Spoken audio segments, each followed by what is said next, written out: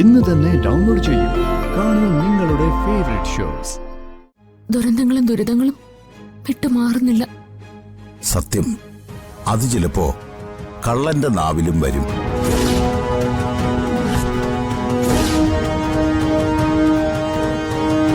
സ്വന്തം കുഞ്ഞിന്റെ കാര്യത്തിൽ അങ്ങനെ ഒരു പ്രവചനം സംഭവിച്ചിട്ടുണ്ട് അല്ലേ?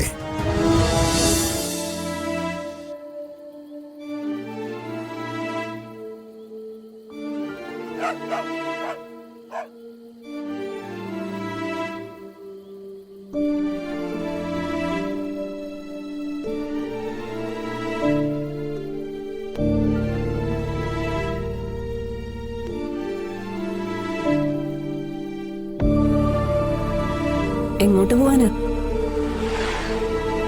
ഒറ്റയ്ക്കാണോ? കൂടെ ആരുമില്ലേ? ഇല്ല. കൂടെ ആരും ഇല്ലാതെ ഈ രാത്രി എങ്ങോട്ട് പോവാനാ? കൊല്ലത്തേക്കാണോ? അല്ല. പിന്നെങ്ങോട്ടാ? കുറച്ച് ദൂരേക്കാ. നീ വീട്ടിൽ നിന്ന് പിണങ്ങി ഇറങ്ങിയതാണോ? ഇതൊക്കെ അറിഞ്ഞിട്ട് എന്തിനാ? കൊച്ചേ, ഇത് രാത്രിയാ. എല്ലാ അലവലാതി തരങ്ങളും ഉള്ള സ്ഥലവാ ഈ ബസ് സ്റ്റാൻഡ്. ചേച്ചി, എനിക്കങ്ങനെ പേടിയൊന്നുമില്ല. അല്ല, ചേച്ചി ഇതെങ്ങോട്ടെ ഈ രാത്രിയില്? എന്റെ വീട്ടിലേക്ക്. കൊളത്തുപുഴയാ എന്റെ ചേച്ചിയെ കെട്ടിച്ചയച്ചേക്കുന്നെ. അവളുടെ അമ്മായിയമ്മ മരിച്ചു. അതിന് പോയിട്ട് വരിക ഞാൻ. എന്നാ പിന്നെ നാളെ നേരം വെളുത്തിട്ട് വന്നാ പോരായിരുന്നോ? അയ്യോ, അത് പറ്റില്ല. വീട്ടിലൊരു പശുവും 4 കോഴിയൊക്കെ ഉണ്ട്. ഞാൻ ജീവിക്കുന്നതേ അതിനെ കൊണ്ടാ. അതുങ്ങളൊക്കെ പട്ടിണിയാവത്തില്ലേ? കരയില്ലടാ. വിശന്നിട്ടാവും. പാല് കൊടുക്ക്.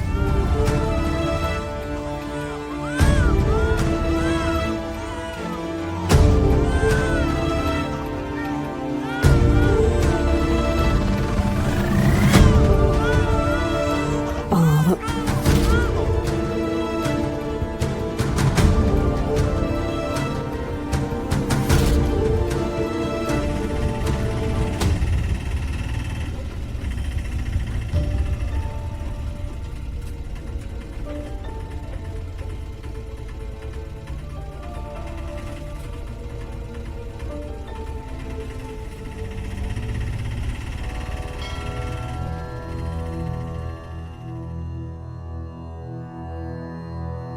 എന്താ നിങ്ങൾക്കറിയേണ്ടത്? കല്യാണം കഴിഞ്ഞിട്ട് 10 വർഷമായി സ്വാമി.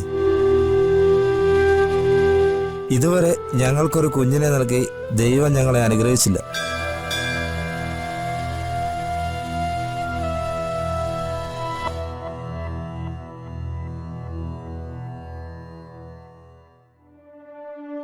ആര് പറഞ്ഞു ദൈവം നിങ്ങളെ അനുഗ്രഹിച്ചില്ലെന്ന്? പക്ഷേ ആ ദൈവത്തിന്റെ അനുഗ്രഹം നിങ്ങളായിട്ടില്ലാതാക്കി.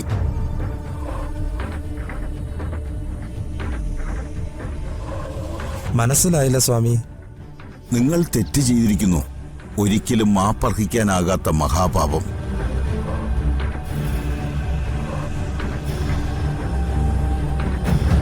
ആ പാപത്തിന്റെ ഫലമാണ് നിങ്ങൾ അനുഭവിക്കുന്നത്. ഞങ്ങൾ ഒരു തെറ്റും ചെയ്തിട്ടില്ല സ്വാമി. കള്ളം പറയുന്നു നിങ്ങൾ.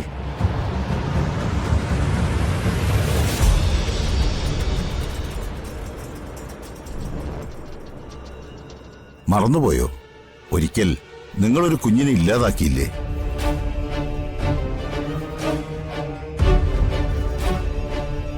അന്ന് നിങ്ങളിൽ ആർക്കായിരുന്നു ആ കുഞ്ഞിനെ ഇല്ലാതാക്കണമെന്ന നിർബന്ധം?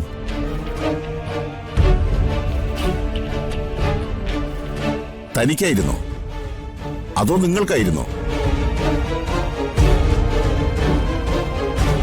കല്യാണം കഴിഞ്ഞ് 1 വർഷത്തിനുള്ളിൽ നിങ്ങളുടെ ഉള്ളിൽ ഒരു ജീവൻ തുടിച്ചില്ലേ?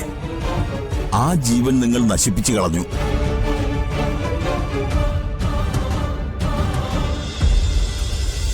എന്നിട്ടിപ്പോ ആശുപത്രികൾ കയറിയിറങ്ങുന്നു. ക്ഷേത്രങ്ങൾ തോറും നേർച്ചയും വഴിപാടും ഉരുളുമൊക്കെ നടത്തുന്നു. ക്ഷമിക്കണം സ്വാമി, ഞങ്ങൾക്കൊരു അബദ്ധം പറ്റിപ്പോയതാണ്. ഒരു ജീവനെ ഇല്ലാതാക്കുന്നതാണോ അബദ്ധം? ദൈവം നിങ്ങൾക്ക് തന്ന അനുഗ്രഹമായിരുന്നു അത്. ആ കുഞ്ഞിനെ കളയണ്ടെന്ന് ഞാൻ കരഞ്ഞു പറഞ്ഞതാ സ്വാമി. പക്ഷെ ചേട്ടൻ നിർബന്ധിച്ചു. ഇനി കരഞ്ഞിട്ടെന്താ കാര്യം? ആദ്യം ആ പാപത്തിന് പരിഹാരം ചെയ്യ്. അടുത്ത ജന്മത്തിൽ ദൈവം നിങ്ങളെ അനുഗ്രഹിക്കും. അപ്പോ ഞങ്ങളിനി എന്താ ചെയ്യേണ്ട സ്വാമി? ദൈവം കനിഞ്ഞു നൽകിയ കുഞ്ഞിനെ ഇല്ലാതാക്കിയ നിങ്ങൾക്ക് ഇനി സന്താന ഭാഗ്യം ഉണ്ടാകാനുള്ള യോഗമില്ല.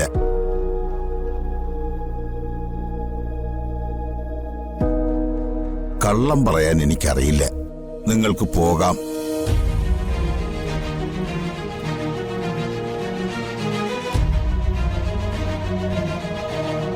വേണ്ട, ഇത് ഭഗവാന്റെ നടയിൽ സമർപ്പിച്ചോളൂ. പോവാം.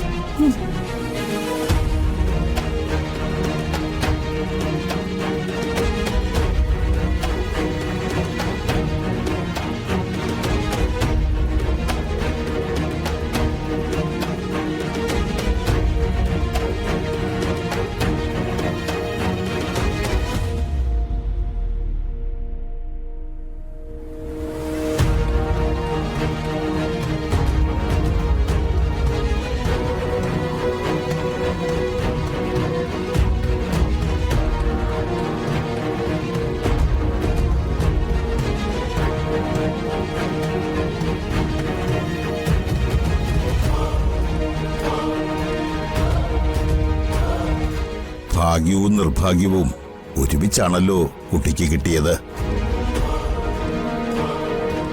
മനസ്സിലായില്ല സ്വാമി. പൂർവജന്മത്തിന്റെ പാപവും പുണ്യവും അത് തലമുറകളിലൂടെയുള്ള ഒഴുക്കാണ്. ഒരു ജന്മത്തിൽ നിന്ന് അടുത്തതിലേക്ക് അത് അനുഭവിച്ചു തന്നെ തീരണം. സ്വാമി, എന്റെ മനസ്സിലൊരു വലിയ ദുഃഖമുണ്ട്. അതുമായിട്ട് ഞാൻ നടക്കാൻ തുടങ്ങിയിട്ട് നാളുകൾ ഒരുപാടായി. അത് ചോദിക്കാൻ പറ്റിയ ഒരാളെ ഞാൻ ഇപ്പോഴാ കണ്ടത്. സ്വന്തം കുഞ്ഞിനെ കുറിച്ചായിരിക്കുമല്ലേ സംശയം? അതെ സ്വാമി, എന്റെ ഭർത്താവിനോട് പോലും ഞാൻ ഇതുവരെ ഇത് പറഞ്ഞിട്ടില്ല. അദ്ദേഹവും കുടുംബവും എന്നെ വളരെയധികം സ്നേഹിക്കുന്നുണ്ട്. പക്ഷേ ദുരന്തങ്ങളും ദുരിതങ്ങളും വിട്ടുമാറുന്നില്ല. സത്യം, അത് ചിലപ്പോ കള്ളന്റെ നാവിലും വരും.